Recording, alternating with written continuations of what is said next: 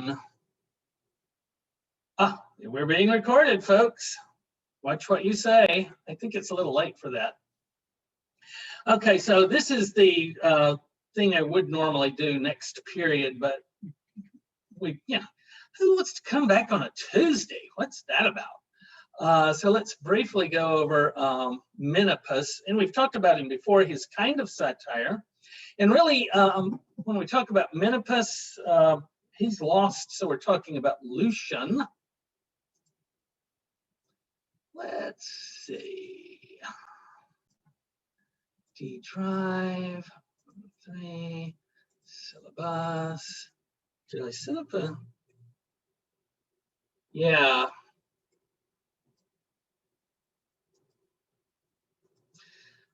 Okay, so Hermotimus are the rival philosophies.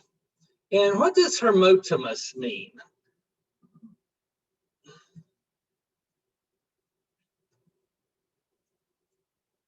What does Time mean? Honor. Honor. And who is Hermo? Hermes, maybe? Hermes, yes. Hermotimus is... Hermes' sidekick? Right. Well, it's honoring Hermes. So this would be somebody maybe that was a messenger or a crook or possibly a philosopher.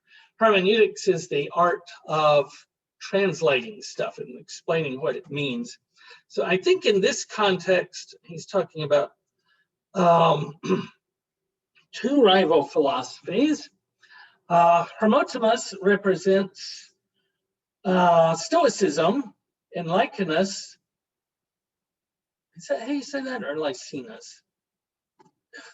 Originally it would have been the hard C, but I think now we would soften it to Lycinus. He is more of a skeptic, and I'm not sure which philosophy Lucian found most attractive. But in this one, he uses the skeptic to kind of unwind Stoicism. So why is it you think this Stoicism is true? And they argue about it, but Lycinus slowly talks his friend out of Stoicism. And the thing about Hermotimus, he has adopted the Stoicism so much that he's growing his beard and wearing, kind of raggedy clothes as a show of his Stoicism. And that's as much what he objects to as anything. You don't look like the rest of us.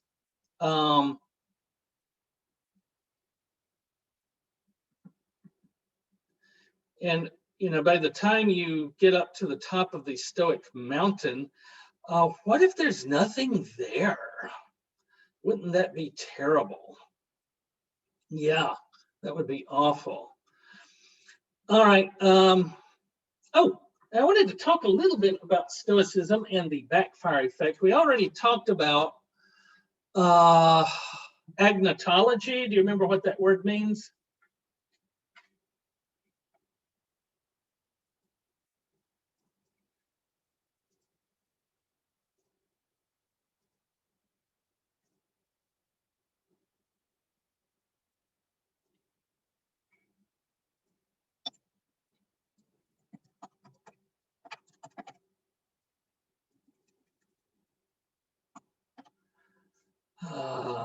The study of knowledge? The study of ignorance. Epistemology is the study of knowledge. But agnotology is the study of particularly willful ignorance, intentional ignorance, remaining ignorant because you want to. Like every time in Washington, D.C., that there's a snow, some senator comes in and, well, not every time. I think it only happened once. So that was a bit of exaggeration on my part. But this one time in Washington, D.C., there was a snow, and the senator brought a snowball into the Senate and threw it across the Senate as a way of disproving climate change. Now, was there ever any climate change scientist that said we will never, ever, ever have snow again?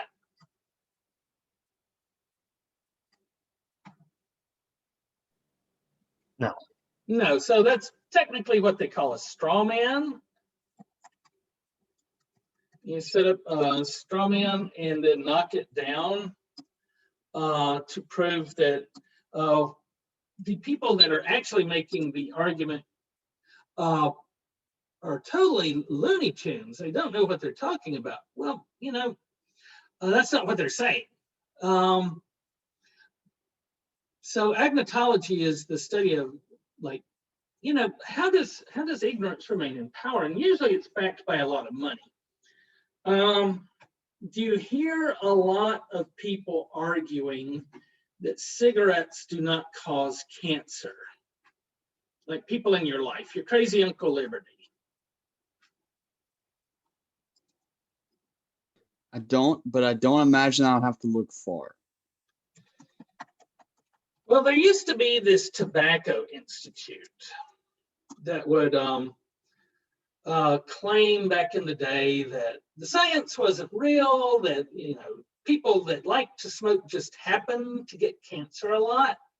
You know, correlation is not causation, and they were very skeptical. They were, what's the word? Selective skepticism.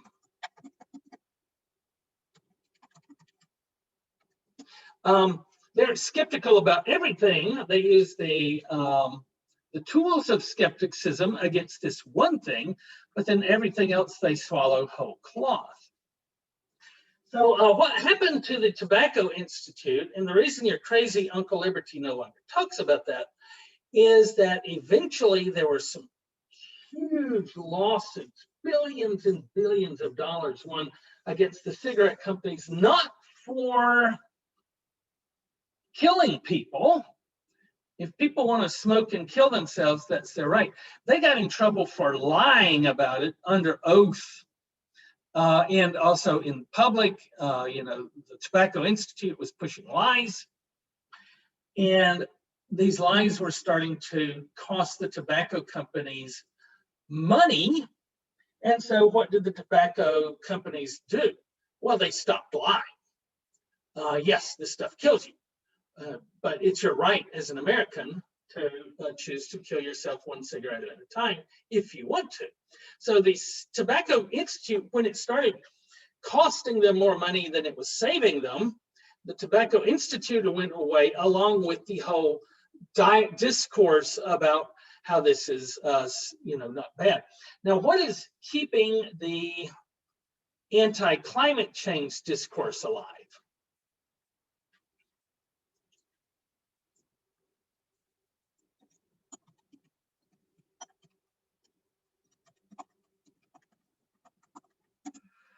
Well, we've already seen it's going to be money to pay for ads, money to It's like the damages aren't caused by a like specific person. It's just like an in general weather incident. Right. This is just weather's always weather. Weather happens. I mean, I heard somebody say Texas not only doesn't believe in climate change, they don't even believe in seasons anymore because they don't think it can get cold there. And that's why they were out of power for a week. But what industries are funding the anti-climate change, the climate change denialism? Let's put it that way. Tobacco? I would assume it's the people who are directly causing climate change, so Right. like high emission companies. Right, the companies that the petrochemical company, the ones that want to power things with coal, gas, and petroleum.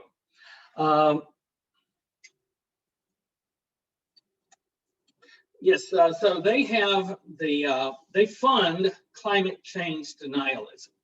And so your crazy Uncle Liberty isn't really smart enough to come up with all those memes, right? So where do those memes come from?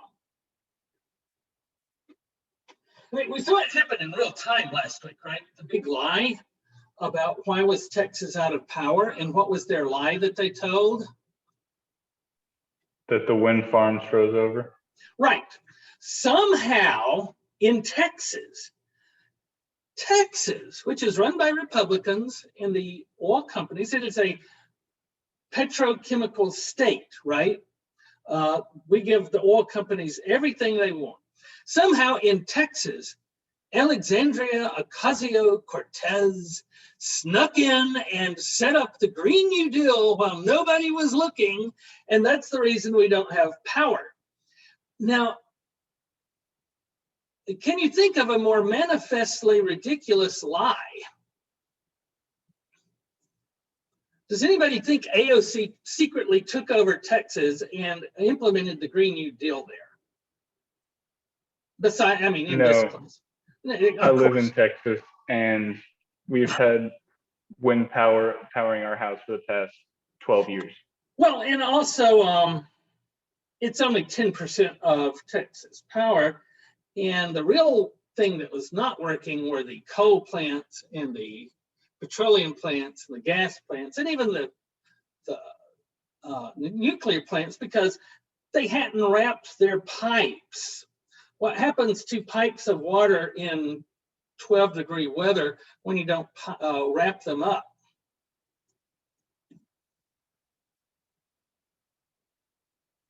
Burst open.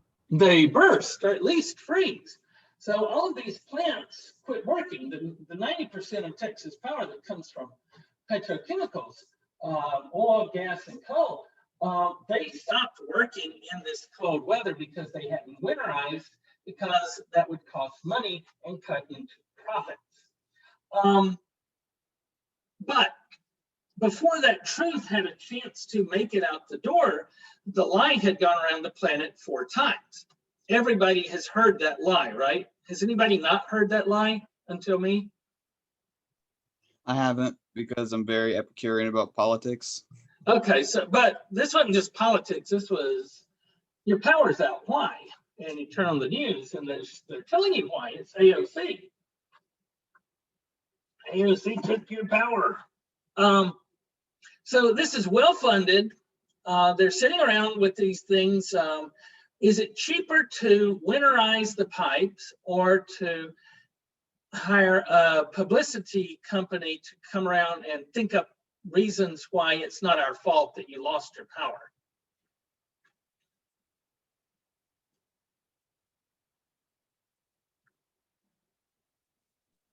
Well, for now, it's probably the lawyer. Right, it's the lawyer. Because that's exactly what happened. It is, yes. They also like have bills that are like $10,000. I read Yes, somewhere. yes. We're going to give you a power bill for this month. You guys can leave. I'm going to keep going for a few more minutes, just to try to finish this up. So the other word we were looking for was, what was it? Backfire effect.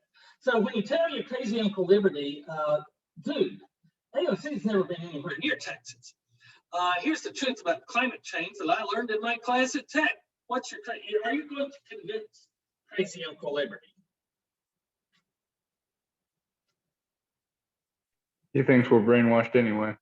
Yes, your professors, why do they let that McGee teach you over there at the college? He's ruined you, I say. Here, have a burger. So the backfire effect is the fact that when you go and give facts to crazy Uncle Liberty believes the lie even more than before. So backfire effect and agnotology are kind of two sides of the same coin. I guess that's the main thing I wanted to. I did want to mention that Menippean is one of these fantastic voyage stories, the model for Swift. But I've often wondered if it was kind of an early science fiction. Like, I can make it to the moon. My wings won't melt because I'm going to use a eagle wing and a vulture wing. Oh wait, eagle wing and vulture wing. So then he has fantastic experiences. Okay, thanks guys. I enjoyed the quarter. And I won't keep you any longer. So we aren't coming to class on Tuesday, but we will have the quiz. And this was your Tuesday lecture. And for those of you in the future, you can watch this whenever. All right.